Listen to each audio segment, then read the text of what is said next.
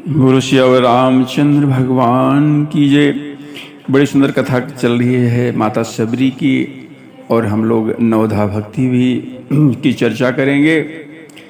कहते हैं शबरी माता ने भगवान के आने पर उनके चरण को पखारा, प्रेम सहित बैठाया, और इसके बाद कंद मूल फल सुरस अति दिए राम कहुआनी, प्रेम सहित प्रभु खाए बारंबार बखानी। और फिर कहते हैं बड़े रसीले बड़े स्वादिष्ट कंदमूल फल लाकर शबरी माता ने श्री राम जी को दिए। भगवान ने बार बार बड़ी प्रशंसा की, अरे बहुत अच्छे हैं, बड़े अच्छे हैं। प्रशंसा करके भगवान ने बड़े प्रेम के साथ उन फलों को खाया। इसके बाद माता शबरी भगवान के सामने हाथ जोड़कर खड़ी हो गई।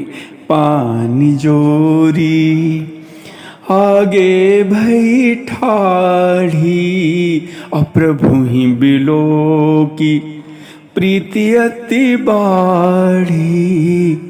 फिर हाथ जोड़कर कहते भगवान के सामने खड़ी हो गई।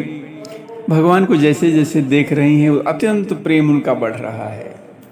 कहती हैं कि हे प्रभु, मैं आपकी स्तुति कैसे करूं, के ही विधि स्तुति करऊं तुम्हारी, अधम जाति में जड़मति भारी। हे प्रभु, मैं आपकी स्तुति किस प्रकार करूं, मैं तो नीच जाति की हूँ प्रभु, अत्यंत मंद मूढ़ बुद्धि भी तो हूँ। अधम ते अधम अधम अति नारी, और तीन माह में मति मंद अघारी।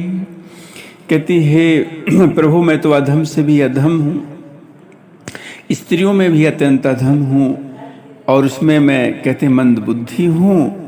और भगवान ने बड़ी सुंदर बात कही, कह रघुपति सुनु भामिनी बाता, मानऊ एक भगति करनाता। भगवान ने बड़ी सुंदर बात की। प्रभु कहते हैं हे भामिनी, भामिनी शब्द का संबोधन किया है माता शबरी के लिए, और कहती मेरी बात सुनो, मैं तो केवल एक भक्ति का ही संबंध मानता हूँ। बड़ी सुंदर कथा चली। बोलो सियावर रामचंद्र भगवान की जय।